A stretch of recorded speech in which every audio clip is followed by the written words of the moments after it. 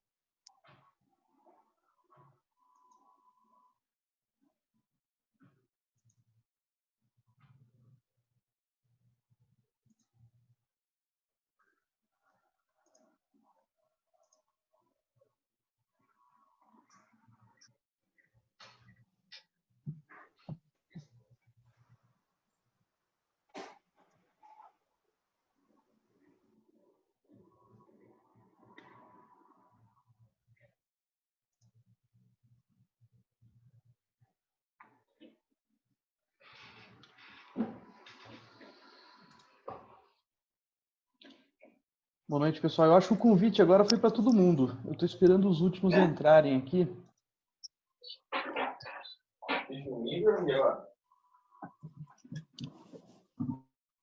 Eu vou deixar todos mutados por enquanto, depois a gente abre conforme a necessidade.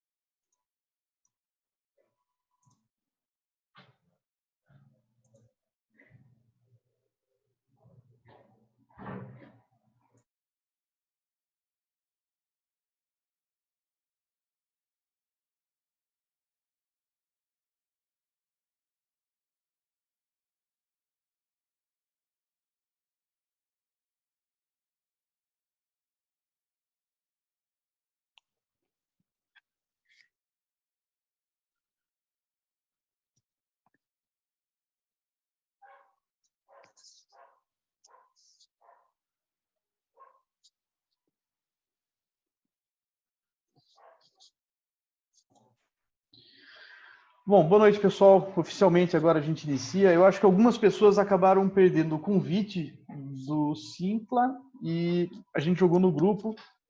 Caso alguém também tenha contato para alguém que fez inscrição, pode passar essa sala nova. A gente fica no manual por enquanto, com a sala abertura manual, tá? E aí a gente inicia então o nosso webinar aí do Enneagrama. Eu vou começar bem pelo básico. Se alguém entrar um pouco atrasado, não tem problema, depois a gente só refresca um pouco no final. Eu abro para dúvida também. Se alguém precisar, durante alguma explicação, alguém quiser fazer alguma pergunta aqui, para não deixar passar alguma coisa, pode escrever no chat e conforme a sequência eu vou respondendo as perguntas. Se não, a gente abre no final também para perguntas e respostas. Combinado? Bacana. Então, assim, pessoal, qual é a ideia do Enneagrama? A gente planejou um curso para passar esse conhecimento do Enneagrama para quem tem alguma atividade que envolva terapias, que envolva algum tipo de relação, né? Todo mundo trabalha, todo mundo tem algum tipo de gestão de pessoas a fazer, as pessoas trabalham com vendas, precisam ter uma boa comunicação, precisam entender muitas vezes alguma crença limitante, alguma dificuldade que tem no desenvolvimento, né, da personalidade. Então o Enneagrama ele ajuda muito nessas questões. Ele vai dar um autoconhecimento e ele faz um caminho de transformação e evolução para as pessoas entenderem e adquirirem novos hábitos, né, para conseguir vencer esses desafios que a gente enfrenta no dia a dia.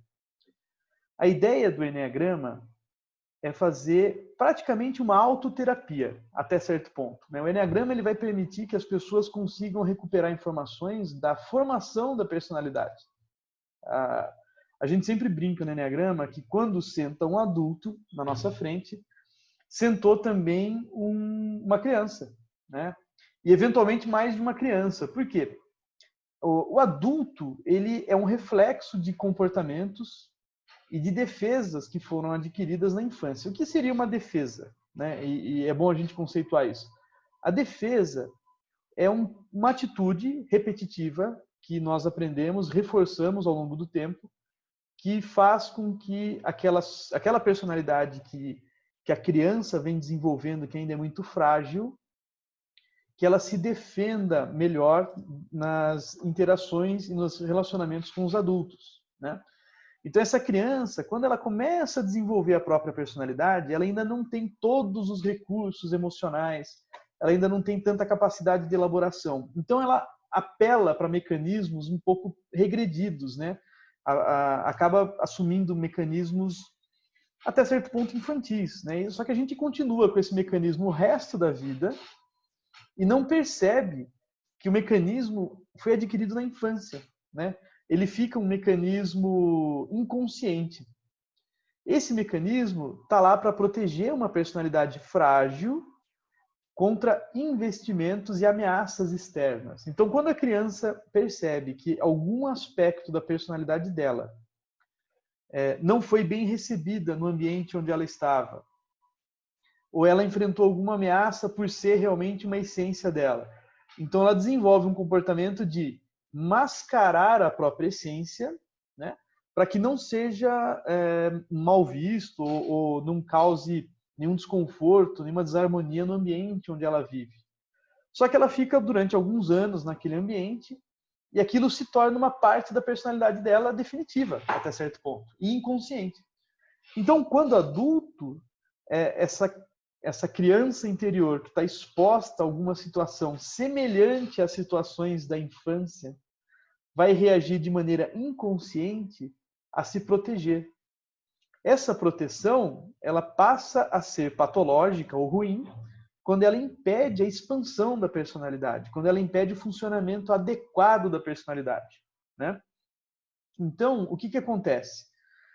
O Eneagrama ele vai fazer com que a gente busque na infância as memórias que foram criadas, né? As crenças que foram criadas nesses eventos até certo ponto traumáticos, para evitar que a gente replique esses comportamentos quando adultos. Isso a gente chama de mecanismo de defesa em psicanálise. Como é que isso funciona? O mecanismo de defesa ele é bom na medida que ele protege uma personalidade em criação, em evolução, em desenvolvimento. Mas ele passa a ser patológico ou ruim quando ele impede o crescimento e a expansão da personalidade. Isso acontece muito com a timidez, vergonha de falar em público, né, dificuldade de se expressar. Muitas vezes uma dificuldade que se reflete inclusive na família, né, nas relações familiares. Então, a pessoa não consegue se expressar muito bem, não consegue colocar os desejos, teme que os próprios desejos e os impulsos causem algum desconforto, né? Então, essa dificuldade de expressão, ela tem a raiz na infância, né? Na infância dessa pessoa. Então, o Eneagrama, até certo ponto, ele parte de uma investigação da infância, né? Dos eventos que formaram a personalidade na infância, e uma ressignificação disso, para que o adulto, né, não precise mais usar aquele mecanismo de defesa, que hoje já não é mais para defesa, hoje já é uma limitação contra a expansão da personalidade. Essa é a ideia do Eneagrama. Então, o Eneagrama é uma ferramenta muito poderosa, mas precisa de muita responsabilidade para usar o Eneagrama. Então, quem tem o desejo de se tornar um terapeuta em Eneagrama, um aplicador de Eneagrama, ou vai complementar a própria atividade com a ferramenta do Eneagrama, precisa ter em mente que você está lidando com uma criança, que você vai lidar com traumas, que você vai lidar com situações muito difíceis daquela pessoa. E então a gente precisa de muita responsabilidade, muito entendimento, né, para conseguir fazer isso sem causar nenhuma dificuldade para a pessoa. Esse é o primeiro ponto. O segundo ponto é que o Eneagrama ele é dinâmico. Né? Então, você consegue integrar ele com outras técnicas, você vai conseguir integrar ele com outros conhecimentos. Né? Até certo ponto, ele vai falar de coisas muito parecidas de psicologia, própria psicanálise. Né? Então, ele tem links com diversas áreas do conhecimento que vão facilitar a integração né, com outras aplicações. Por exemplo, os advogados vão usar muito Eneagrama, né? Vendedores vão usar muito Eneagrama. Todo mundo que faz gestão de equipe ou que tem que lidar com equipes vai usar muito Eneagrama. Por quê? Quando você tem o Eneagrama, é legal conhecer o próprio tipo e saber mais da própria personalidade. Só que é ainda melhor você conhecer as outras personalidades.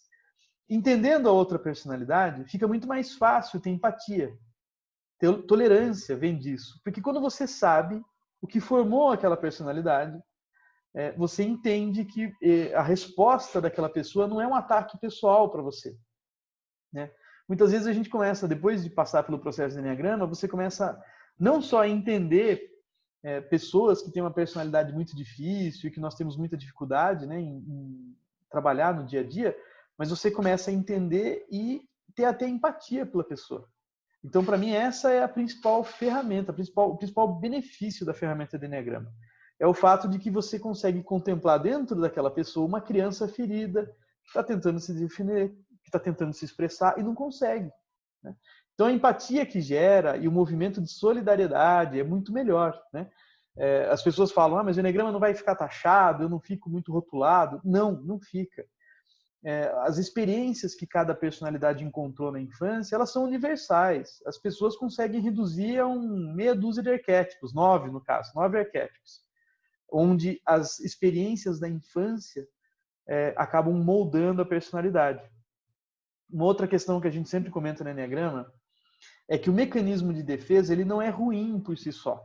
A gente vai comparar esse mecanismo de defesa da personalidade com um gesso quando você quebra a perna, por exemplo. Então, se você quebrou a perna e você não consegue mais colocar a perna no chão, porque ela está quebrada, você vai ter que colocar gesso. O gesso, ele tira a sua mobilidade, ele te constrange. Né? O gesso, ele vai fazer com que você perca uma parte da sua expressão. Então, se você tinha uma determinada atividade, ela vai ficar suspensa ou bastante prejudicada enquanto aquela pessoa precisar usar o gesso. O gesso, por si só, ele não é nem bom e nem ruim. Ele é necessário. Né? Só que ele é necessário pelo tempo correto. Então, 30 dias, 60 dias, 45 dias, dependendo do caso. Quando ele cumpre a função dele e o osso já volta para o funcionamento normal, está lá colado, você tem que tirar esse gesso. O problema é que na nossa infância, a gente coloca um gesso na nossa personalidade e nunca mais tira esse gesso. Então, a partir de um certo ponto, esse gesso passa a ser patológico. Ele já perde a função de proteção, uma vez que aquela personalidade voltou a se tornar forte. Só que aquela proteção, se você ficar com aquele gesso o resto da vida, aquilo causa uma limitação para o resto da vida. E com o tempo ela vai atrofiar aquele membro e você não vai mais conseguir usar aquele membro. Então a nossa personalidade é assim no Eneagrama. Se você olhar os 9 arquétipos do Eneagrama, você vai descobrir que tiveram 9 situações diferentes onde existiu uma fratura psíquica. Essa fratura precisou de um gesso na personalidade, que era para proteger uma parte sensível ou frágil, né? E esse gesso nunca mais foi tirado. Então, o que a pessoa que aplica o Eneagrama vai fazer? Vai chegar para essa pessoa e vai falar assim, olha, você tem um gesso aí que está desde a sua infância e hoje a sua perna ela ficou dessa finurinha. Então, você não consegue nem pôr peso nessa perna hoje porque ela não se desenvolveu. Ela está atrofiada. E o que o terapeuta do Eneagrama vai fazer? Ele vai pegar esse gesso, vai tirar, a gente vai fazer uma fisioterapia nessa perna, ela vai voltar a ficar com a mesma capacidade da outra e a partir daí você vai andar com as duas pernas. Então é muito mais mobilidade. Né? Essa é a ideia do Eneagrama. Né? É um trabalho muitas vezes delicado, você lida com os principais medos do indivíduo, então precisa ter muita empatia, precisa ter uma aproximação muito cuidadosa, mas vale muito a pena. Né? A gente vai conseguir até certo ponto ficar muito mais harmônico com as pessoas. Essa é a ideia do Eneagrama. Muito bem. Então isso é para conceituar um pouco da capacidade e da aplicação da ferramenta do Eneagrama. Vamos conhecer um pouco da história do Eneagrama. O Eneagrama, a origem, né, do Eneagrama é muito debatida e existe muito pouca documentação sobre a origem do Eneagrama.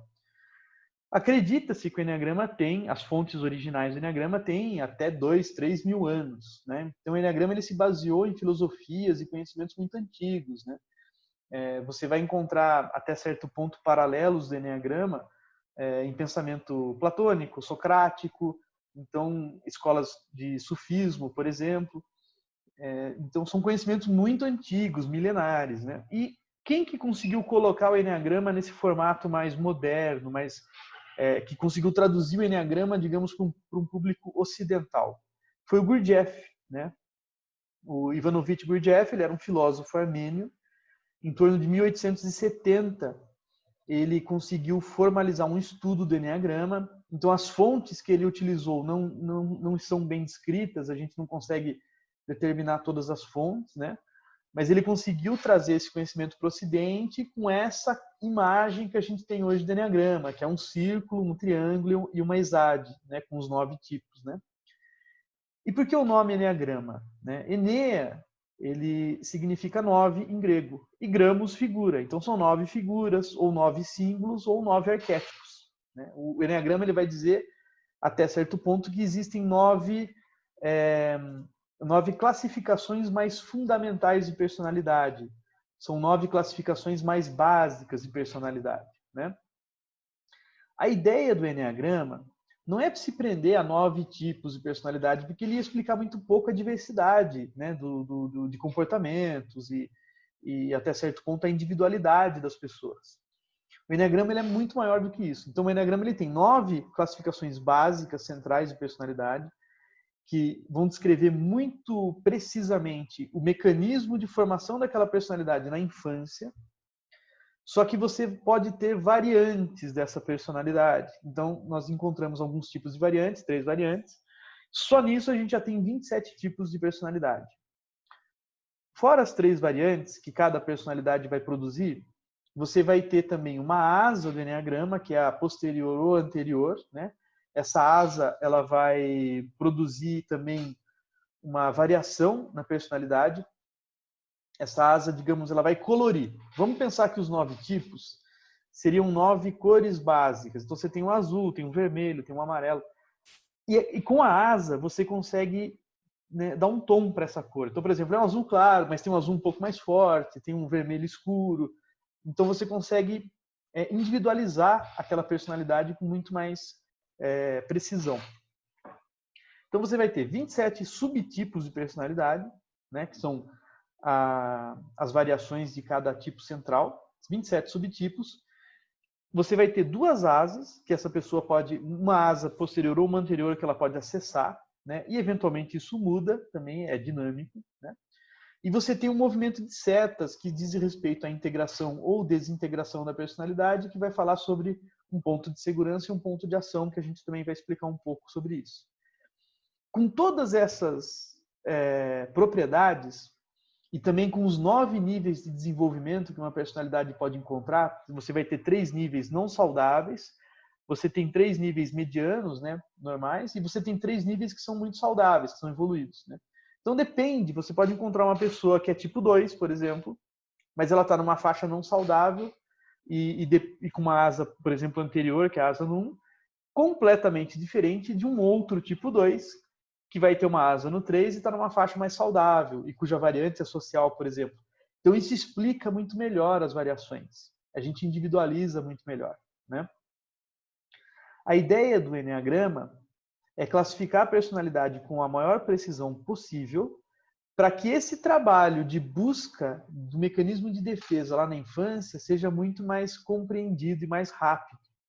Então, o Eneagrama, ele sempre vai economizar 6 meses na terapia para quem faz terapia, por exemplo.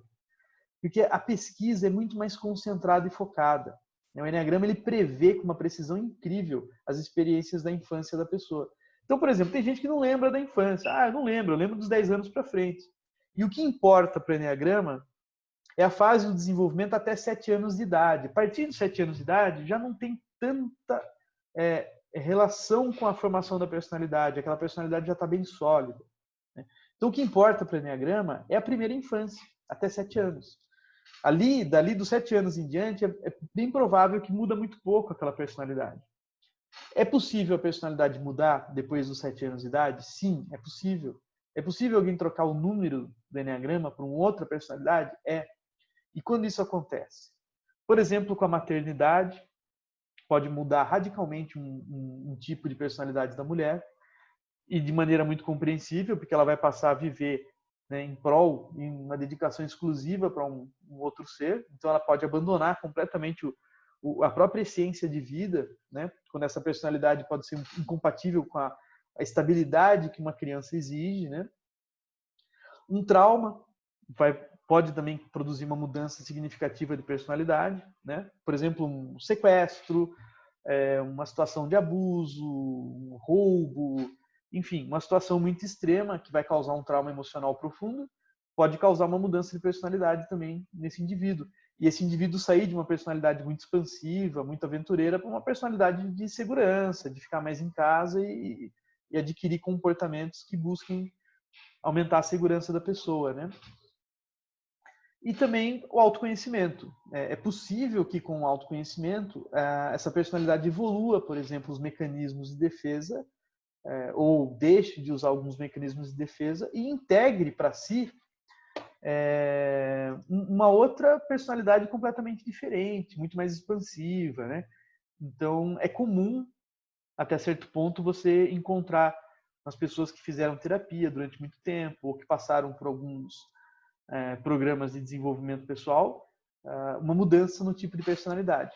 Mas o que importa para a gente, sempre no Enneagrama, é a aplicação do teste, sempre falando para a pessoa que ela deve responder com a maior sinceridade possível, e com uma cabeça de até 18 anos de idade, por exemplo. Porque é uma idade que vai produzir maior precisão na indicação da personalidade da pessoa. Depois disso, já vai entrar muito mecanismo de autoconhecimento que pode acabar alterando esse tipo. E para a gente vai importar sempre a essência da pessoa na infância. Muito bem. Então, o Gurdjieff conseguiu fazer essa compilação, né, desses conhecimentos de personalidade. A busca por classificação de personalidade faz parte do ser humano desde tempos milenares. Então, você tem tentativas de classificação do sanguíneo, do fleumático, do colérico, por exemplo. Você vai ter, ao longo da história, desde a invenção da linguagem, né, escrita e falada, várias maneiras de criar um símbolo para aquela personalidade. Então, a gente vai encontrar também, mesmo hoje, em testes aí de personalidade modernos, fulano é águia, né? Então, são classificações baseadas em arquétipo, baseadas em comportamento, em algum tipo de qualidade ou atributo, né? Qual é a diferença do Enneagrama para essas ferramentas também de pesquisa de comportamento? O Enneagrama, ele é um teste de personalidade. O DISC, por exemplo, ele é uma aplicação de ferramenta comportamental. O que isso significa? O comportamento, ele está muito mais baseado nos atributos e qualidades daquele indivíduo. E na aplicação dele no momento, é pontual, né? Então, você pode ter uma pessoa que, a princípio, tem uma grande capacidade de comunicação, eventualmente numa função onde não se comunica, ou usando essa comunicação de uma forma indireta, né? E o Enneagrama não. O Enneagrama ele vai buscar um mecanismo de personalidade, de defesa, de funcionamento interno daquela pessoa na infância. Então, a diferença, para fazer uma analogia um pouco caricata, seria o seguinte. O DISC vai fazer a análise do comportamento como se fosse uma lata de leite que está na fazenda, um latão de leite lá que foi coletado todo o leite da fazenda e ficou uma cobertura de nata em cima daquela lata de leite. O DISC vai lá, olha a lata e fala, olha, aqui tem nata. É isso, o DISC detecta quanto tem de nata ali dentro. O Enneagrama vai lá, pega uma colher, mexe tudo e fala, aqui tem leite, e o leite gerou nata. Percebe a diferença? Então, é uma ferramenta que vai buscar a causa de um comportamento atual. E o DISC muitas vezes não vai indicar para a gente a causa do comportamento. Ele está vinculado muito com um atributo da qualidade que está sendo usado naquele momento pontual. E a pesquisa é um pouco mais longa, talvez, para você chegar, e nem é a função da ferramenta fazer uma pesquisa de infância, por exemplo. Então, o Enneagrama, o foco do Enneagrama é sempre pesquisar a criança. Então, eu sempre falo para quem vai aplicar Enneagrama, não interessa conversar com adulto, porque adulto não tem problema. Adulto não tem problema e ele tem ferramenta cognitiva para se virar, ele se defende. Eu quero conversar com a criança, me interessa a criança. Né? Então, sempre que senta alguém na minha frente, eu fico pensando, como é que você foi na infância? Me conta o que você passou. Porque eu quero saber os seus medos, eu quero saber o que você deseja. O Enneagrama vai falar de medo e de amor. Né? Então, olha a diferença que a gente encontra para um teste comportamental. O Enneagrama, o que nos interessa? Saber que os tipos do Enneagrama, eles estão divididos em categorias. Tem tipos do Enneagrama que buscam o amor e todo o mecanismo de defesa e de desejo deles está na recepção, na conquista do amor. E o amor pode ser valorização, pode ser reconhecimento, pode ser um status social, pode ser um cargo, um título, pode ser algum tipo de conquista na vida, né? E isso pode significar para aquela pessoa amor, né? E para outros tipos, aquela pessoa já tem, ela sente que ela já tem um amor, mas ela tem medo de perder o amor. Então, todo o mecanismo de defesa dela está construído em torno de proteger, blindar, até certo ponto, isolar do mundo aquele amor para ninguém poder ver aquele amor. E isso diz muito do comportamento das pessoas. Por que tem alguém que é muito fechado? Por que tem alguém que é muito mais expansivo e parece que tem um movimento de conquista assim de todos, né? Então o que motiva cada personalidade? Então, para fazer a aplicação de Enneagrama, é sempre importante uma visão completamente diferente que nós temos do adulto. É muito fácil para a gente julgar hoje um adulto. Ele senta na sua frente e fala, não gostei, não fui com a cara dele. Olha o que ele faz, olha como ele fala, por que ele me tratou desse jeito? E o Enneagrama, isso é ouro. Fala, que legal, que bom que ele me tratou desse jeito. Por que ele me tratou desse jeito? Quem que já te tratou assim na sua infância? E aí eu entendo a infância dessa pessoa. Se eu entendo que ela tem medo, eu vou saber vender para ela segurança. E eu posso fazer isso na minha comunicação. Eu nunca vou falar com todos os tipos do Enneagrama da mesma forma. Eu vou entender o que a pessoa na minha frente entende por amor, o que ela entende por segurança, qual é a busca dela. E eu vou tentar acoplar, ou digamos assim, adaptar a minha comunicação de maneira que ela entenda que o que eu quero passar para ela é seguro, é segurança. Que o que eu vou passar para ela é acolhimento. E isso faz com que as comunicações, por exemplo, numa empresa, se tornem muito mais saudáveis. Né? Eu estive na outra ponta do Enneagrama. Né? Eu apliquei Enneagrama na empresa que eu sou sócio e a mudança foi radical. É uma empresa antes e uma empresa depois. E foi isso que me encantou com o Enneagrama. E eu fui aprender mais sobre a ferramenta. Porque nós tínhamos algumas dificuldades de relacionamento entre as pessoas e muitas vezes a motivação das pessoas é oculta para elas mesmas. Ela não está nem tentando esconder de você, nem ela sabe. É uma reação muito instintiva. E a gente vai aprender no Enneagrama que tem 3 tipos de Enneagrama especialmente instintivos. Ou seja, eles reagem com o cérebro reptiliano. São defesas muito infantis e primitivas. Porque elas buscam sobrevivência. Então me interessa saber das pessoas que eu me relaciono quem quer sobreviver. Quem ainda tem esse foco na sobrevivência não vai conseguir entender outras coisas. A busca principal dela é por sobrevivência. Né? É a sobrevivência do próprio lado emocional, muitas vezes. Então a gente precisa sempre ter essa ótica, saber separar os comportamentos de ataques pessoais. O Enneagrama vai ensinar muito isso pra gente. Ninguém está te atacando. Pelo contrário, aquela pessoa está se defendendo. É uma pessoa que tem muito medo. Né? E sabendo o medo dela, eu sei me comunicar e me posicionar de maneira não agressiva, fazendo muito mais empatia, um relacionamento muito mais harmonioso naquele ambiente. Né? Então, o Gurdjieff trouxe esse conhecimento para o Ocidente, né? E as pessoas começaram a se apropriar e testar essa aplicação. Na época era uma ferramenta bastante rudimentar, né?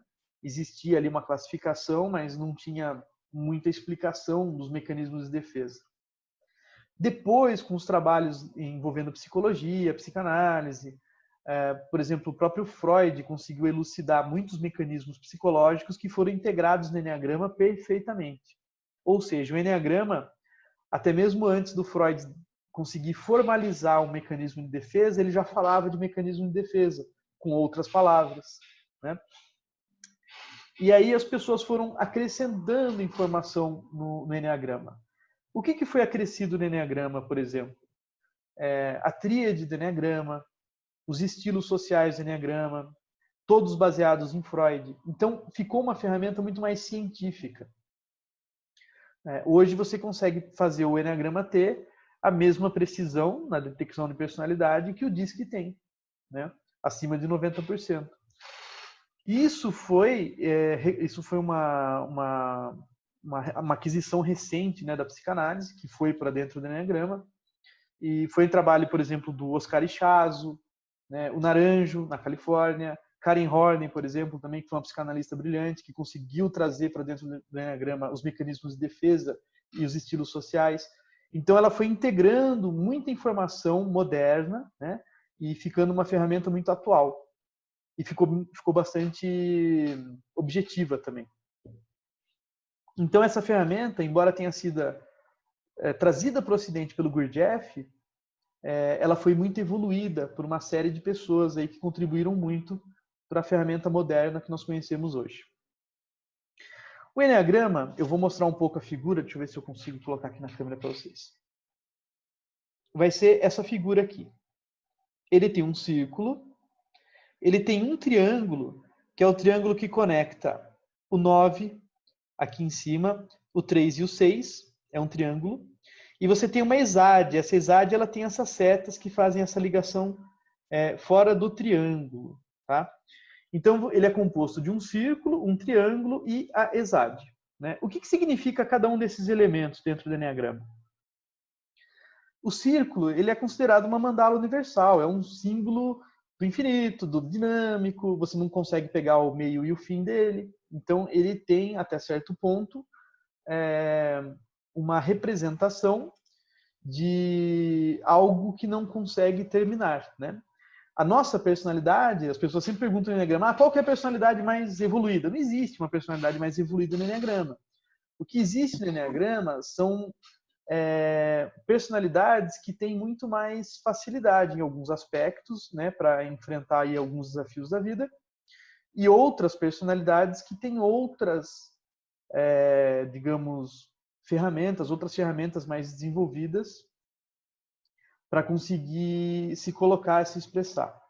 Então não existe uma personalidade que a gente pode dizer que ela está completa, né? E nem é esse o nosso objetivo. O nosso objetivo é integrar características que nos façam muito mais harmoniosos com o ambiente. A ideia é fazer com que a nossa personalidade seja mais harmoniosa com o ambiente que nos serve, né?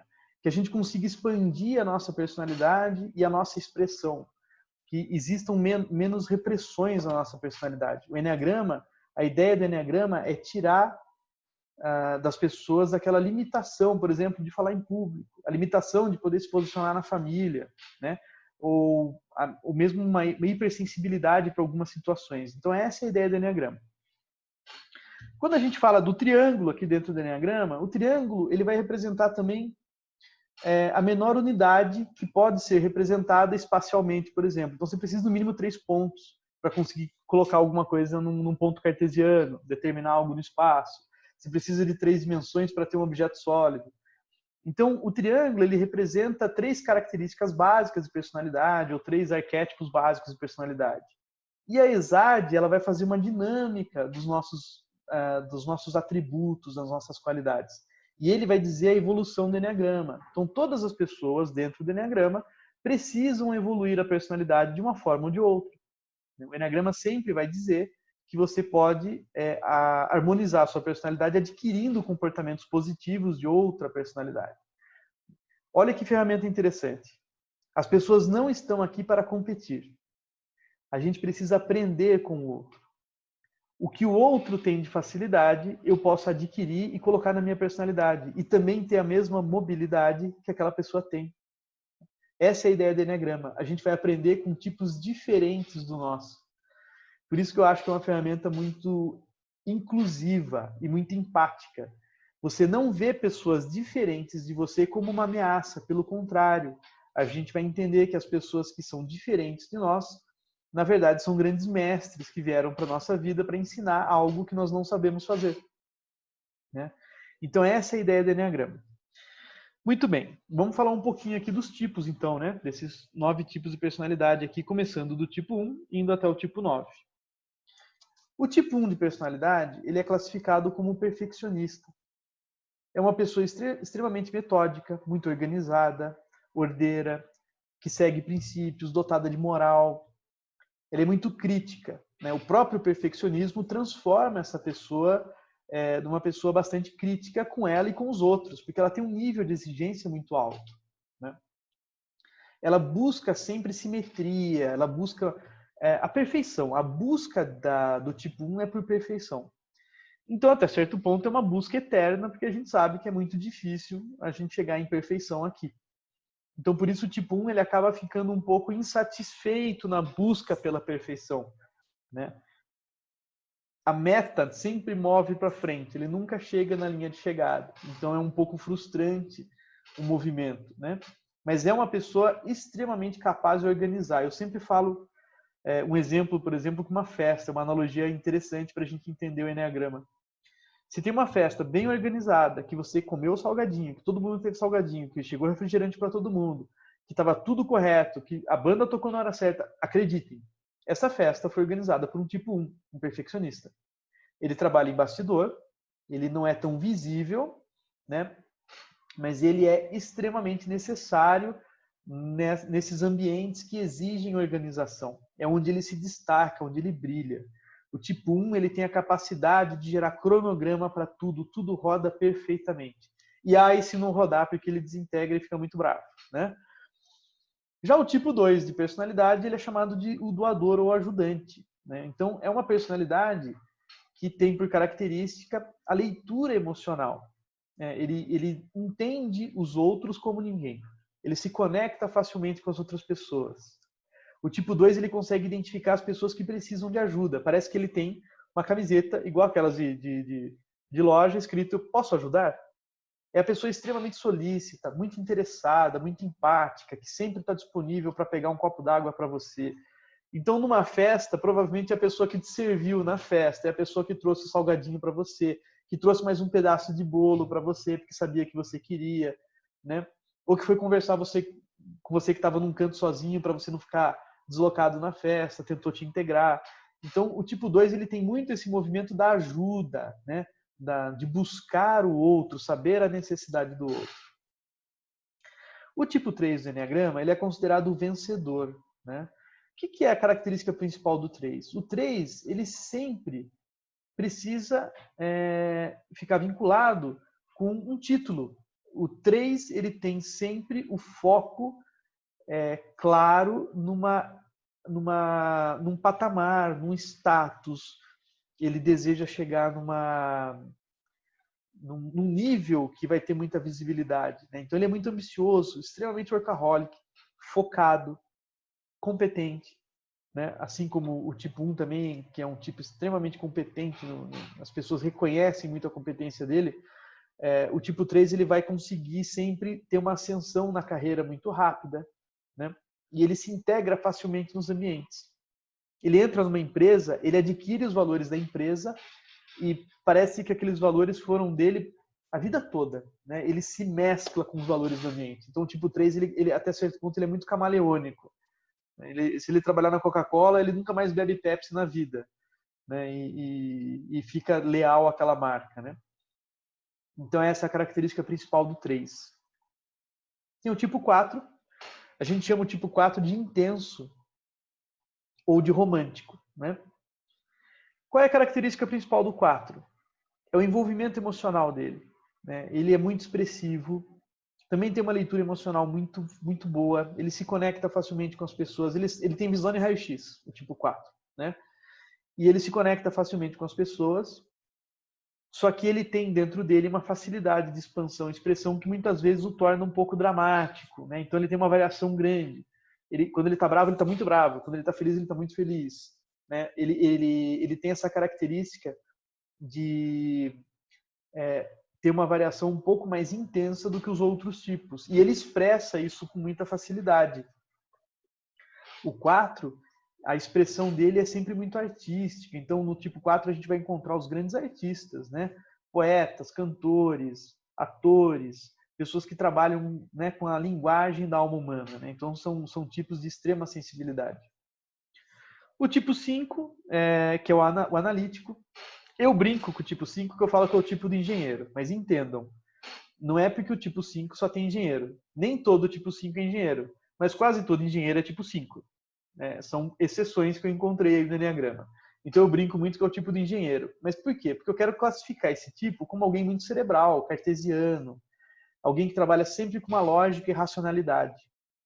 Característica do tipo 5. Ele parece um pouco desconectado do mundo emocional dele. Então ele tem dificuldade em saber o que sente, ele não se expressa tanto. Ao contrário do 4, ele parece um pouco frio.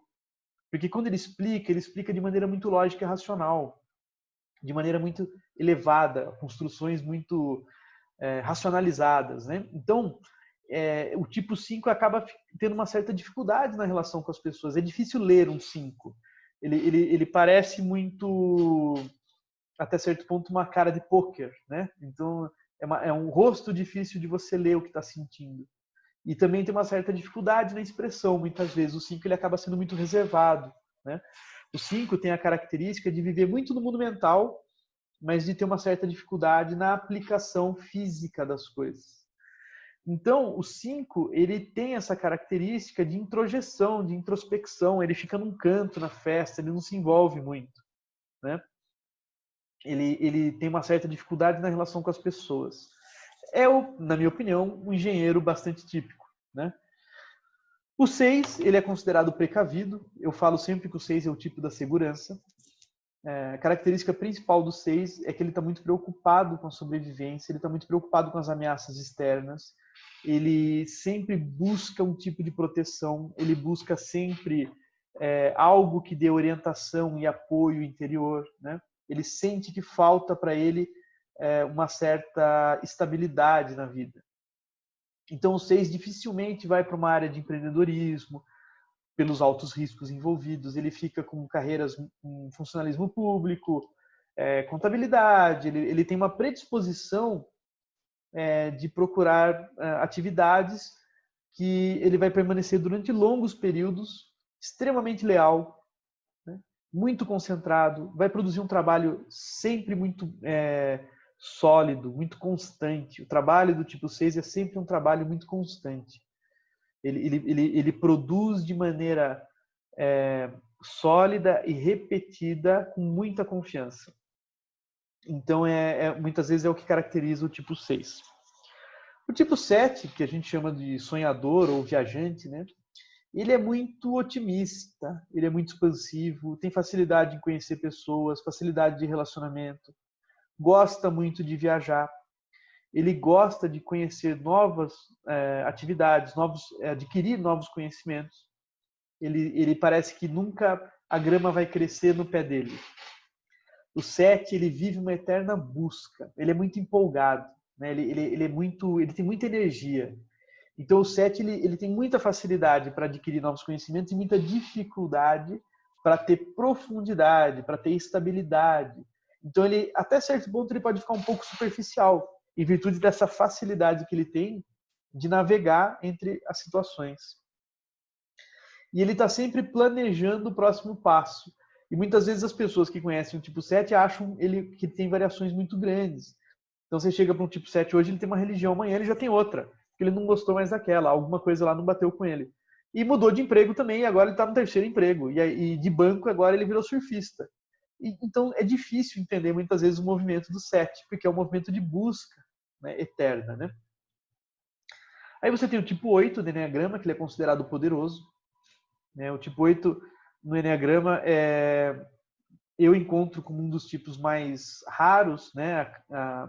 A cada 20 aplicações você vai achar 2 tipo 8, se muito. Né? a gente brinca muito que ele é o tipo do CEO da empresa. Ele é o grande presidente da empresa, o grande executivo, diretor, ele vai estar sempre num cargo de comando, juiz, delegado. Donald Trump, né? Bolsonaro, por exemplo, são exemplos de 8 que têm. Eles têm a decisão final, eles têm o poder na mão, eles têm a verdade. Eles decretam a verdade e está tudo certo, acabou aquilo ali. Quando o 8 entra na sala, você sabe que ele entrou. A sala muda. Você percebe na expressão do tipo 8 que ele intimida, e muitas vezes ele intimida por consciente, ele intimida justamente para conhecer as pessoas que estão naquele ambiente, né? E para decretar o espaço dele. Mas é um tipo que se baseia muito em justiça, ele é muito justiceiro, ele defende muito as pessoas e ele vai buscar muito uma eficiência de processos e de objetivos. Então, é por isso que ele está sempre no comando das grandes empresas, né? Ou dos grandes grupos, né? O 8 ele tem a capacidade de tomar decisões que outras pessoas achariam muito difícil quando envolve um grande número de pessoas.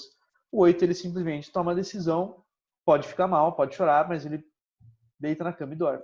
Então ele tem essa capacidade de se distanciar emocionalmente de algumas situações difíceis quando aquilo precisa de uma resposta lógica e racional e decisiva. E são líderes naturais que as pessoas optam por seguir porque sentem segurança com ele. E aí tem o tipo 9, finalmente o tipo 9 do Enneagrama, que vai representar, o 9 ele representa o pacifista, né? Então ele é o mediador. O 9 tem por característica a paz. Ele quer paz e ele passa a paz para todo mundo, né? Então o 9 ele busca a harmonia do ambiente. Ninguém briga no ambiente quando tem um tipo 9. Ele não deixa ninguém brigar, ele faz com que as pessoas se entendam. Ele sempre vai conseguir, de alguma forma, apaziguar os ânimos, né? Então, na família, ele se destaca porque ele consegue fazer todo mundo conversar, ele consegue fazer todo mundo que estava brigado voltar a se falar. Então, ele tem essa característica de compreensão, né? De uma bondade. Só que pode gerar nele um movimento de ele não se expressa muito, justamente para não criar nenhuma aresta no ambiente, né? Então, ele pode não se expressar muito e ele pode ficar um pouco frustrado que os próprios desejos acabaram sendo reprimidos e ninguém está adivinhando o que ele quer. E isso pode gerar alguma dificuldade para o tipo 9. Basicamente, são esses os 9 tipos do Enneagrama. Tá? E aí eu queria aproveitar agora e abrir um pouco aí para a pergunta, enquanto eu tomo uma água, antes que eu fique sem voz, para saber se alguém tem alguma dúvida, alguma coisa aí. Boa noite. Boa noite, Erni. Eu gostaria de tirar uma dúvida. Pois se não. Um dos fatores do sucesso de uma empresa é ter colaborador certo na posição certa.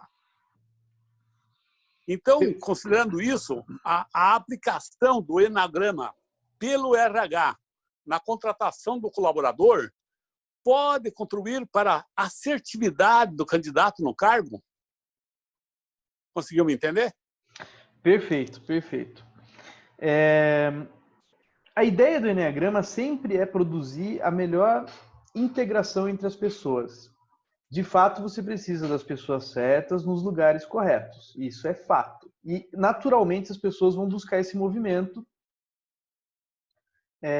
seja por ambição, por adaptação, por competência. Naturalmente, as pessoas acabam se destacando em algumas atividades e quem está em cima ou quem tem a responsabilidade, como o RH, por exemplo, de ver habilidade, aptidão, pode acabar posicionando, né, nas seleções naturais da empresa. Mas o Enneagrama ajuda muito nisso, sem dúvida. Por quê? Você pode ter algumas pessoas que executam, sim, uma função dentro de uma empresa, mas que não executam por essência. E elas vão perder um pouco de energia fazendo isso. Elas vão ficar, até certo ponto, um pouco infelizes, né? E podem não ter tanta motivação para fazer aquela atividade. Com a aplicação do Enneagrama, se essa pessoa tem uma dificuldade de se expressar e colocar o que realmente quer fazer, o que realmente tem como essência e como facilidade pode acontecer de um teste de Eneagrama captar, né? O teste do Eneagrama vai conseguir ler essa personalidade, digamos assim, mesmo que ela não queira falar a expressão dela do que ela deseja, mas o teste capta isso e a gente consegue aplicar, né, nessa pessoa um questionário, alguma coisa que vai determinar, por exemplo, uma mudança de função. E que ela nunca revelou. Pode acontecer da pessoa trabalhar achando que não pode se expressar como um potencial melhor para uma atividade ou para outra atividade. Pode acontecer. Então, o Eneagrama ele pode sim descobrir potenciais na empresa para essa mobilidade vertical, horizontal, para essa troca de função e melhorar um pouco digamos assim, a força de trabalho dentro da empresa, né? Inclusive, a gente tem dois focos bastante interessantes do Eneagrama. RH tem um foco muito interessante, mesmo na seleção, né? Você já pode definir um teste de Eneagrama na seleção da pessoa, e também nos casos de mediação, por exemplo, de algum conflito. Mediação com Eneagrama é muito mais fácil, porque as pessoas não sabem se expressar no que desejam, seja em segurança ou seja em alguma conquista. Elas não conseguem colocar, muitas vezes é inconsciente até para elas. Então, quando você aplica o teste do Eneagrama, fica muito fácil. Eu sei o que você quer. Eu sei o que por infância e por aprendizado da infância, você busca, né? Então, é muito mais fácil você conseguir determinar, por exemplo, uma mediação, né, usando o Eneagrama, algum conflito, alguma coisa assim. Uma outra coisa que a gente acha muito interessante também, e isso explica bastante a variação dos tipos, é falar um pouquinho mais aqui sobre as variações. No Eneagrama tem 3 variações básicas, que é o autopreservação, social e o sexual. O que é o autopreservação?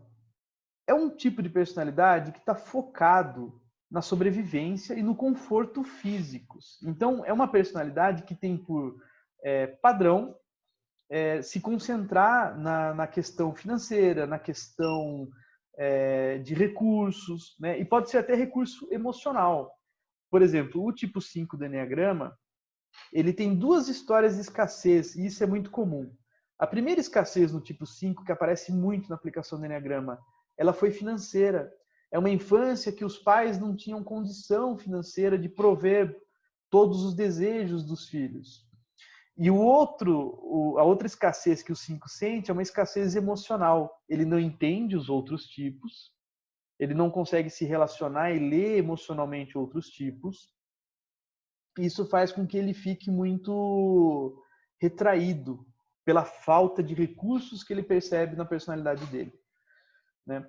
Então, essa variante autopreservacionista sempre vai ser uma variante um pouco mais retraída, né? Um pouco menos exposta socialmente. A variante social do Eneagrama, isso independe do tipo. A variante social sempre vai buscar um pouco mais forte pertencimento, grupo, vai buscar aceitação, relacionamentos, né? É um tipo que está envolvido em causas sociais, que vai estar envolvido em grandes grupos, né? Que busca essa troca entre as personalidades. Então você pode ter um tipo que, de repente, por definição, ele é muito fechado no Eneagrama, no mundo dele, que é o tipo 5, por exemplo, mas quando ele tem a variante dele social, ele acaba buscando mais um envolvimento com as pessoas, coisa que para o tipo parece um absurdo, porque ele, no geral, um tipo 5 não busca muito envolvimento, evita festa, evita sair para grandes aglomerações, né? Ele vai evitar a expressão dele. Então, quando ele tem essa variante social, muitas vezes não bate com a personalidade que você leu no Eneagrama padrão, digamos assim, né? Ele vira o contratipo, por exemplo, né? E você tem uma variante sexual. Quando a gente fala sexual no Eneagrama, não é uma variante no sentido pejorativo, que vai buscar relações sexuais, né? Embora em alguns tipos de Eneagrama isso possa até ser uma consequência muito frequente, dependendo do investimento daquela personalidade na conexão com as pessoas. Mas essa variante quer dizer o quê? Quer dizer que ela se concentra num tipo de intimidade muito maior, que ela busca muito mais confiança e relações profundas com as pessoas. Por isso que vem muito do desenvolvimento psicossexual do Freud, né? E então a gente diz que essa variante sexual está buscando muita intimidade e confiança, relações profundas, está buscando um apoio, está buscando algum tipo de mentoria. Então essas 3 variantes vão conseguir definir e individualizar muito melhor a personalidade, né? E a gente vai ter também as asas do Eneagrama. O que é a asa do Eneagrama? A asa é sempre uma asa anterior ou uma asa posterior. Como é que funciona a asa? A asa anterior, por exemplo, no tipo 2, a asa anterior do tipo 2 é o 1, né? Por quê? É o tipo que vem antes dele. Está aqui. O 2, ele tem uma asa anterior no tipo 1 e ele tem uma asa posterior no tipo 3, aqui embaixo, tá? A asa posterior sempre é no sentido horário, ok? O que é a asa? A asa, ela é, até certo ponto, uma individualização da personalidade. Significa que aquela personalidade central, ela está adquirindo, integrando mecanismos de uma asa anterior ou de uma asa posterior, né? Significa que ela coloriu a personalidade dela com mecanismos de atuação que não são próprios da personalidade.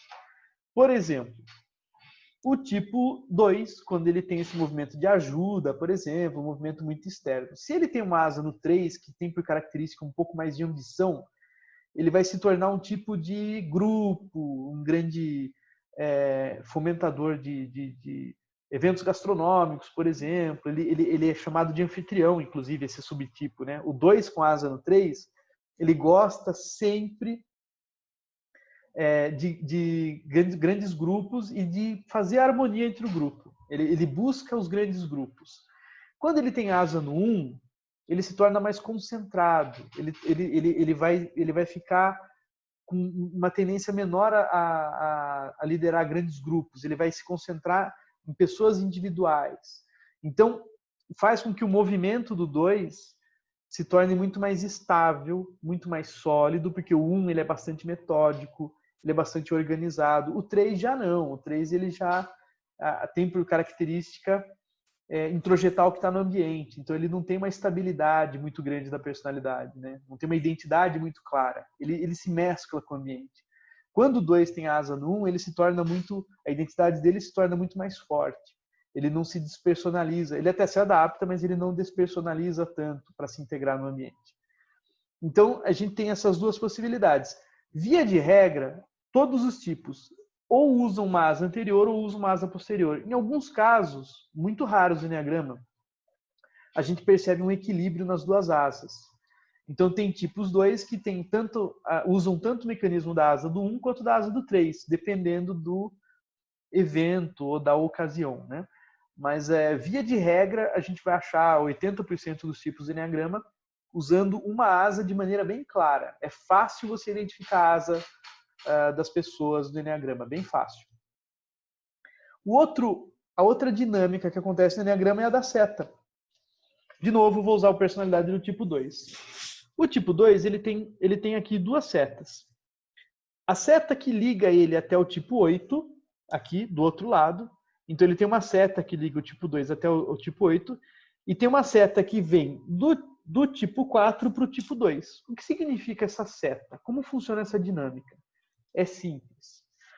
Existe um movimento dentro do Eneagrama que chama integração ou desintegração, que seria o ponto de ação, né, ou o ponto de segurança. O que isso implica em termos práticos? Um tipo 2 de personalidade, que é uma personalidade muito afável, que se integra fácil, muito harmoniosa, ela pode, sob pressão e baixa energia emocional, desintegrar. E aí ela parte para o ponto de ação dela. O que significa isso? Esse número 2, essa personalidade 2, na desintegração com baixa energia, ele não consegue sustentar o personagem dele de altruísta e ele passa a abandonar aquilo e ele vira o poderoso, que é o 8, que é o CEO das empresas, né? Então, ele deixa de atuar como um ajudante e passa a atuar como um tirano, porque ele vira um tipo 8 não muito evoluído. Sempre que a gente fala de desintegração do Eneagrama, a gente está falando em adquirir características não evoluídas e não saudáveis da outra personalidade. Perceba que o 2, quando desintegra, ele vai virar um 8 não resolvido, um 8 que não está evoluído. Então ele vira um tirano, que é uma característica muitas vezes da sombra do tipo 8. O 8, às vezes, ele acaba tendo uma personalidade muito mais ativa do ponto de vista tirano, né? Ele não percebe, mas ele pode ter esse movimento. Já o ponto de integração da personalidade ou o ponto de segurança do 2 é a personalidade 4, que está aqui embaixo. O que isso significa? Que esse tipo 2, quando ele está em segurança, quando ele está com as pessoas que ama, ele vai atuar de uma maneira também muito clara, muito mais expressiva como o tipo 4. Característica do tipo 2. Dificilmente ele mostra o que sente, de verdade. Ele não vai mostrar quando tem medo, ele não vai mostrar quando ele tem alguma raiva. É difícil ele se expressar com muita clareza para as pessoas, né? Porque ele precisa garantir, né, o amor. O tipo 2, ele está buscando o amor das pessoas, ele quer ajudar para ter amor, né? Então, quando ele está com as pessoas que ama, em segurança, ele vai expressar muito mais os sentimentos dele de maneira muito mais autêntica, muito mais honesta. Então, ele significa que ele adquiriu características do tipo 4, que é o tipo do Eneagrama que mais mostra os sentimentos, e muitas vezes até de maneira muito intensa e eventualmente até descontrolada. O tipo 4 ele pode ser um pouco dramático em excesso, né? Então, essas setas sempre vão explicar para a gente uma dinâmica de personalidade. Só para dar mais um exemplo aqui. Você tem aqui no Eneagrama um tipo 5, que eu falo que é o tipo do engenheiro. Quando ele desintegra, ele se torna um tipo 7, só que é um 7 não evoluído. Qual é a característica desse tipo 7 que não é evoluído? É um tipo de fuga. É aquela pessoa que, quando deixa a estabilidade, quer vender miçanga na praia, quer abandonar tudo, quer abandonar emprego, quer abandonar a família. Chuta tudo para cima, temporariamente, né? Mas um tipo 5, que tem por característica uma personalidade consistente, ele pode se tornar muito dispersivo como tipo 7. Só que quando ele se integra e está em segurança, ele vira um 8, mas um 8 evoluído. O 8 evoluído ele é poderoso, porém magnânimo, ele é justo. Né? O 8, quando ele está evoluído, ele tem como característica a proteção das pessoas. Né? Então, ele usa o poder dele, a força dele, como alguém bastante defensor das pessoas. Né? Então, isso explica um pouco também essa dinâmica que acontece dentro do Eneagrama. Basicamente, se você colocar em questão o tipo central, a asa, as setas, né, com as variantes, você consegue definir com muita propriedade aquela personalidade e saber o que aquela personalidade busca. Né? Porque a gente vai entender muito da formação daquela identidade. Né? Então, vamos falar um pouquinho da criança, de cada tipo, só para poder dar um esclarecimento. O que o tipo 1, que é o perfeccionista, tem na infância? Muitas vezes é uma criança que adulteceu muito cedo, porque teve muita responsabilidade, uma exigência muito alta. Muitas vezes estava envolvida num ambiente um pouco desorganizado, sofreu por conta disso e decidiu organizar as coisas e de maneira muito adulta. Então, uma criança que tem uma característica muito adulta. O que é um tipo 2? Um tipo 2 é uma criança que acabou desenvolvendo a capacidade de ler os adultos, saber o que eles precisavam para poder atender a expectativa deles e, com isso, conquistar o amor. Então, é uma criança que aprendeu a trabalhar pelo amor. Tem dificuldade até de receber presente. O tipo 2 não gosta de receber presente, por exemplo, porque ele acha que não mereceu. Eu não trabalhei para isso. Então, quando você dá um presente para um tipo 2, você está, na verdade, dando para ele um grande trabalho que ele vai ter que executar para você até pagar aquele presente. Né? Então, percebam que até um movimento desses, que é um movimento que para outras pessoas seria considerado um amor, para o tipo 2, se ele não está evoluído, ele não considera aquilo amor, ele considera se me deu muito trabalho. Você sabe o quanto que eu vou ter que fazer para você agora para pagar esse presente que você me deu? Né? Então, olha o pensamento inconsciente, mas que a gente consegue aprender com o Eneagrama. Né? Tipo 3 é uma criança que não foi reconhecida por si mesma, mas ela era reconhecida por aquilo que ela conquistava. Foi bem no inglês, foi bem na natação, trouxe um desenho da escola que a professora gostou, vai para a geladeira. E os pais não olham para a criança, olham para o desenho. E a criança entende. Eu sou invisível, mas o meu desenho está em destaque. vai tornar um adulto que quer cargo. Eu quero ser gerente, quero ser diretor. Ele vai mostrar o cargo para todo mundo, vai mostrar o carro, vai mostrar a casa. Ele mesmo não vai receber amor, mas aquilo que ele conquista é muito amado. Então gera um movimento assim. Tipo 4 é uma criança que teve algum problema na fase do espelho. Isso é uma fase da psicanálise que vai falar que a mãe está amamentando a criança olhando para a criança. Então a mãe sorri, o bebê sorri de volta. Isso vai construindo no bebê a identidade. O bebê percebe que ele sorriu quando ele vê a mãe sorrindo. Então ele sabe que foi ele que causou aquele sorriso. Então essa identidade é construída numa fase muito oral, né, da amamentação, né? Se existe algum problema com essa mãe nessa fase, pode gerar uma dificuldade nesse relacionamento e essa criança começa a não ter o feedback que precisa. E por isso acaba perdendo a identidade até certo ponto. Então o tipo 4 ele tem muitas vezes uma busca por identidade, em conhecer quem é de verdade. Tipo 5 na infância é uma criança que se sentiu ameaçada pelos adultos e viveu muito no mundo mental, ficou no quarto brincando sozinha, evitava outras crianças por conta de bullying, né? Então é uma criança que aprendeu a se bastar em si mesma, né? E fugir para o mundo mental porque não teve muito como aguentar ali os adultos. Tipo 6. O tipo 6 é uma criança que em algum momento teve um problema na fase da separação. O que é a fase da separação, né, da psicanálise? É onde a criança começa a construir a própria autonomia. É onde a mãe e o pai vão dando segurança para a criança. Olha, sobe escada, você consegue. Olha, faz isso. A criança começa a não depender tanto dos pais. Se nessa fase, por alguma razão de doença, por algum evento maior na família, a mãe precisou se ausentar, por exemplo, aquela criança percebe aquilo como falta de segurança. E aí vira um adulto neurótico por conseguir segurança. Então você entende que é um adulto que vai ter dificuldade, por exemplo, com términos de relacionamentos, possíveis abandonos, né? Movimento semelhante com o 7 também. O tipo 7 é uma criança que também teve um problema na ligação e na fase da separação. Via de regra, os tipos 7 sofreram algum tipo de percepção de abandono, mesmo que tivessem os pais ali do lado, mas perceberam que foram abandonados emocionalmente, ou de alguma forma falhou essa ligação. Então o 7 tem esse movimento na vida de busca, de viagem, de aquisição de conhecimento para compensar essa perda de ligação. Tipo 8. O tipo 8 no Eneagrama, eu sempre falo que das crianças é a criança sobrevivente. É aquele que sobreviveu possivelmente algum abuso físico, né? Ou teve algum tipo de problema num ambiente muito perigoso, onde os adultos, por exemplo, tinham algum tipo de castigo físico. É uma criança que um dia decidiu que ia se virar sozinha para não sofrer mais nenhum tipo de ataque. E aí, quando adulto, tem a característica de controlar todos para que ninguém se coloque numa posição de agressão. O tipo 9, ele tem a característica de ter sido muito amado quando ele não dava problema para os pais, quando ele não aparecia, quando ele não apresentava demanda. Então é aquela criança que os pais falam, olha, tá vendo como você é bonzinho? Olha teu irmão como me dá trabalho.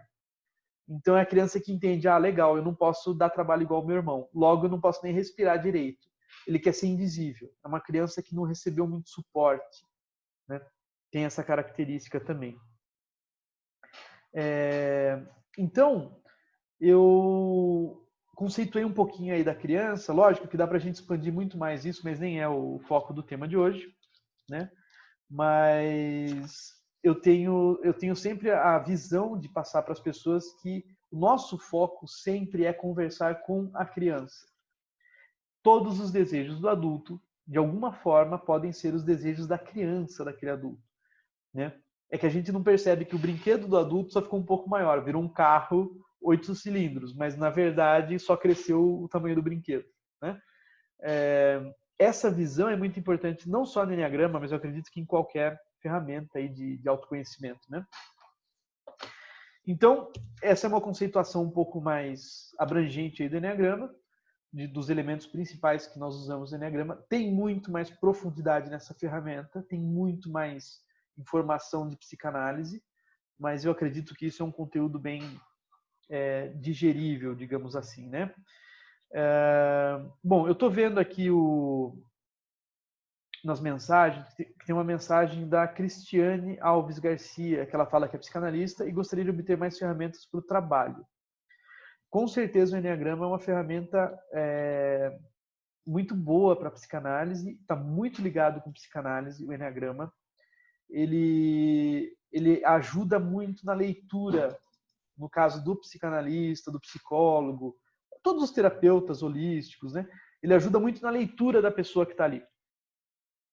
Ele permite você chegar numa raiz, uma causa raiz de infância, de trauma ou de formação daquela personalidade, do mecanismo de defesa, muito rápido. A pessoa responde um mapeamento ali, um questionário, e você já consegue determinar a infância dela sem ela contar a infância, simplesmente pelas reações dela quando adulto. Então é muito rica, a ferramenta é muito rica. E a informação que sai do Enneagrama, já falei no começo, são 6 meses de terapia, pelo menos. Né? E você consegue, num questionário, até certo ponto, driblar aquele mecanismo de defesa e a pessoa vai responder de maneira muito indireta todas as questões, sem saber que, na verdade, ela está entregando a formação da infância dela. Então, isso é muito mais... E aí, lógico, na devolutiva, você consegue validar, né, todos os acontecimentos. Até certo ponto, a infância é um arquétipo. E os eventos da nossa infância são muito parecidos. A gente pode achar que tem uma variação grande de personalidade, mas não tem. Nós somos bastante semelhantes na formação. Né? Me perguntaram aqui se o Enneagrama pode ser indicado para mudança de carreira. Pode. O Enneagrama pode ser utilizado para mudança de carreira no sentido de que você pode determinar a essência da personalidade.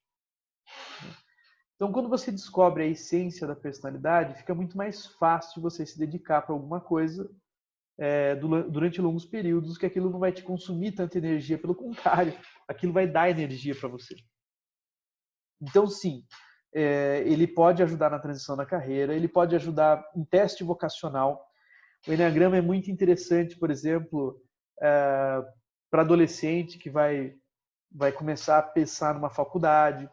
Ele ajuda a determinar as áreas de atuação, onde estão os pontos fortes daquela personalidade.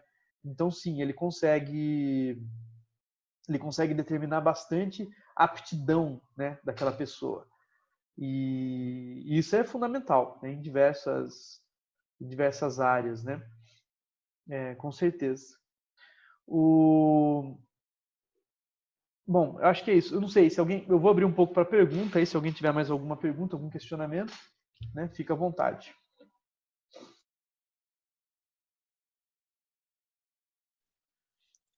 E só para parabenizar a iniciativa, e também eu gostaria de ouvir, você falou que você aplicou isso na empresa que você é sócio, e eu gostaria de ouvir um pouquinho as mudanças que ocorreram a partir do momento que foi aplicado para os teus colaboradores. Perfeito.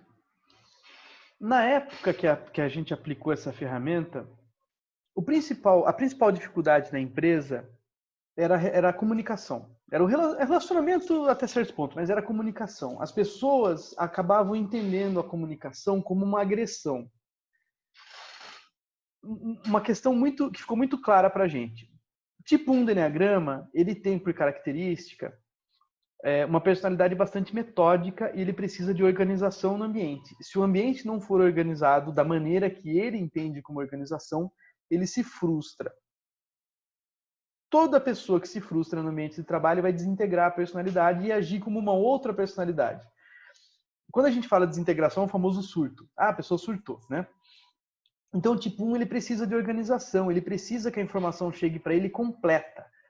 E quando você tem, por exemplo, um tipo 7, que não trabalha muito com informação formalizada, que não trabalha com um tipo de informação mais completo, por exemplo, vai ter dificuldade em falar com o tipo 1.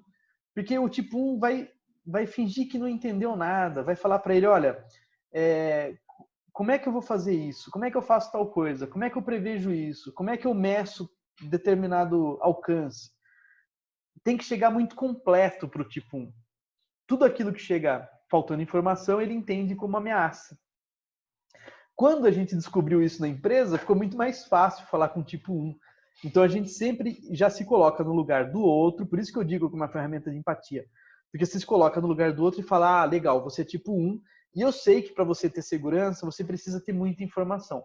Então, quando eu vou falar com o tipo 1 na empresa, eu dou muita informação, muita base, para ele ler bastante e falar, não, agora entendi bem, tá bem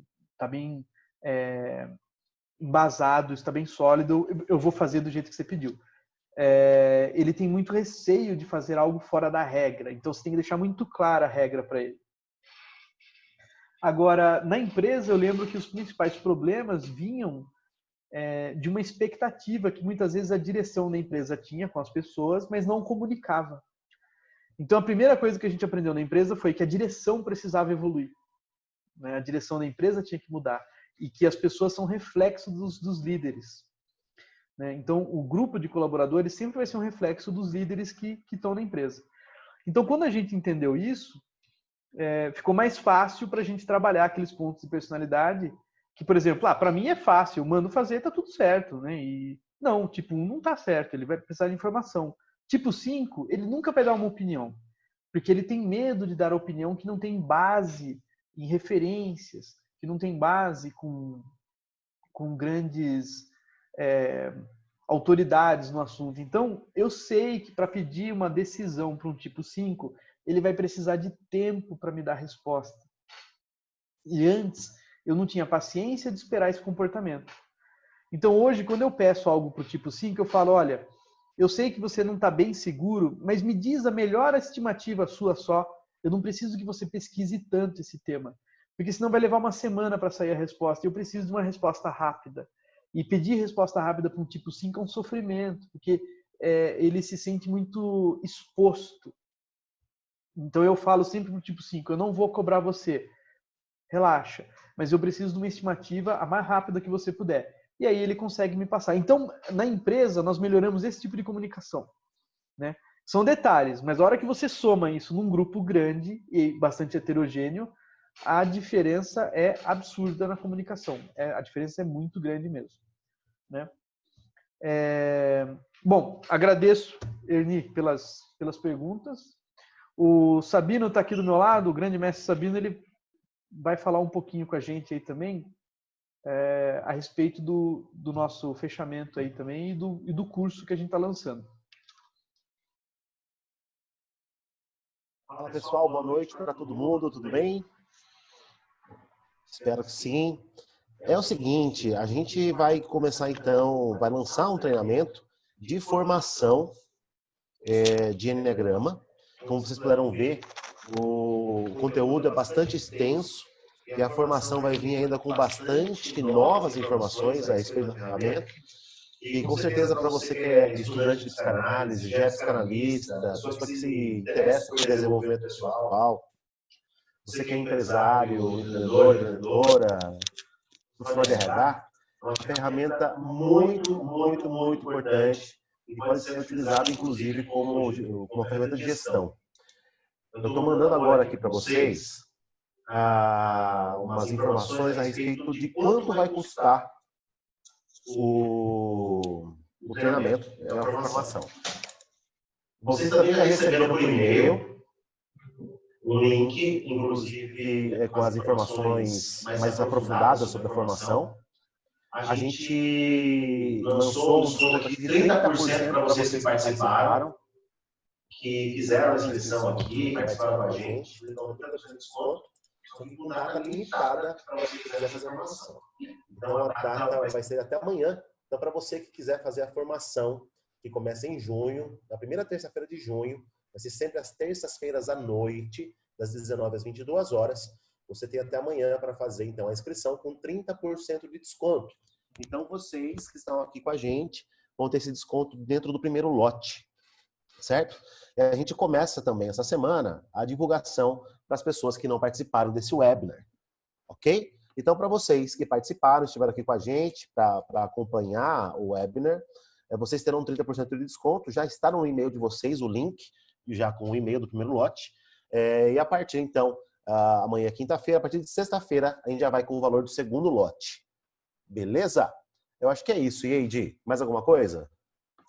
Não, basicamente isso. Eu não sei se alguém precisar depois de alguma dúvida, pode me mandar mensagem, pode mandar mensagem para o Sabino. Na medida do possível, aí a gente consegue dar uma indicação de alguma coisa. O Eneagrama, pessoal, podem ficar tranquilos. A evolução que ele vai dar não se compara com nenhum tipo de sofrimento que ele causa. Então, podem ficar tranquilos. A principal dúvida que eu vejo nas pessoas quando a gente fala de Eneagrama é falar, eu não quero ficar descobrindo. Não, fique tranquilo. Você não vai precisar reviver nada. O Eneagrama ele vai ser um conhecimento para somar, para agregar. Ele vai tirar da personalidade as limitações. Então, é para a gente ganhar mobilidade, para a gente ganhar expressão. Essa é a principal finalidade do Eneagrama. Sempre com empatia, sempre com, digamos, uma certa solidariedade com o outro. Basicamente é isso. Pessoal, Sabino, você quer falar mais alguma coisa? Quero aqui falar alguma coisa a respeito de algumas perguntas que vieram aqui. Então, a Cris, você já respondeu, né? Que ela é psicanalista. Deixa eu ver quem mais aqui que falou. A Elita, infelizmente teve que sair, mas já recebeu o e-mail. Bom, o Anderson perguntou aqui para mim no privado. Olha só. Olá, Sabino, excelente iniciativa, muito bom. Gostaria de saber se você e Eide têm algum link ou material sobre todos os tipos do Eneagrama, suas asas e as crianças de cada tipo. Obrigado. Bom, vocês que participarão aí do treinamento de formação terão todas essas informações, certo? Do contrário, a gente não preparou nenhum material para você, para disponibilizar para você, Anderson, e nem para ninguém que está assistindo. Mas você pode também pesquisar aí no próprio Google, que você vai encontrar bastante informações a respeito. Agora, claro que você não vai encontrar no Google são as informações, os pulos do gato que o IADE, aí, com esses anos todos de formação, né, que é dentro do Eneagrama, vai passar para cada um de vocês. Ele tem uma visão muito específica a respeito da ferramenta, então esse é um dos principais, inclusive, diferenciais do treinamento, certo, IADE? Com certeza. O diferencial do treinamento é que nós temos uma visão dos dois lados do Eneagrama. Eu já estive do lado que recebeu o Eneagrama e viu a aplicação como um cliente dele, né? Então eu vi a transformação na equipe, eu estava do lado da equipe que recebeu o treinamento. E eu sei que isso foi uma mudança para a gente muito grande, uma evolução muito grande. E depois eu fui conhecer e me especializar na ferramenta e no coach e depois com psicanálise. E aí eu consegui integrar o conhecimento de várias áreas e de experiência de muitas aplicações. Então o nosso diferencial é justamente em todo esse círculo de conhecimento que a gente conseguiu adquirir, tanto na ponta que recebe quanto naquela que aplica o Eneagrama.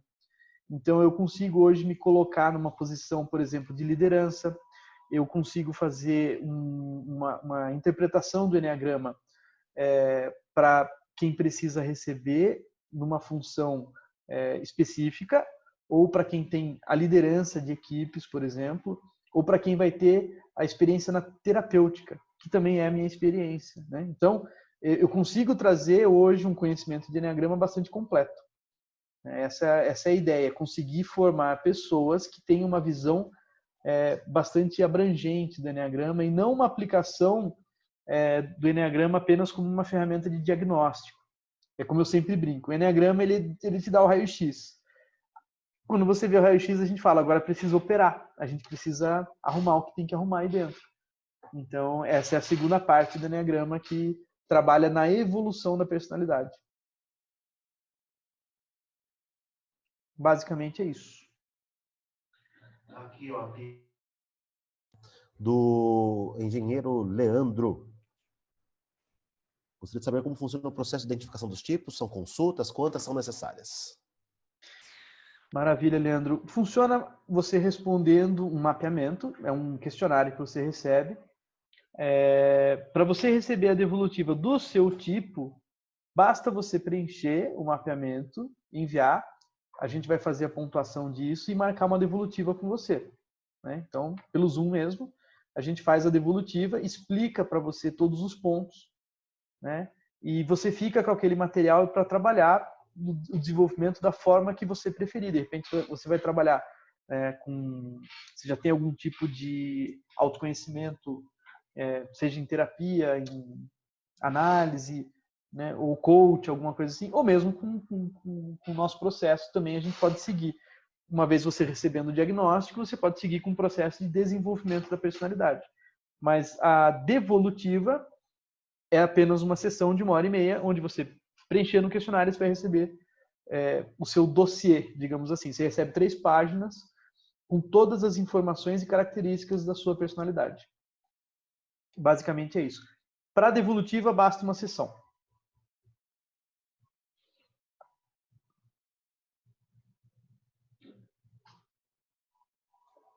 Imagina, à disposição. Alguém mais tem alguma pergunta, algum questionamento?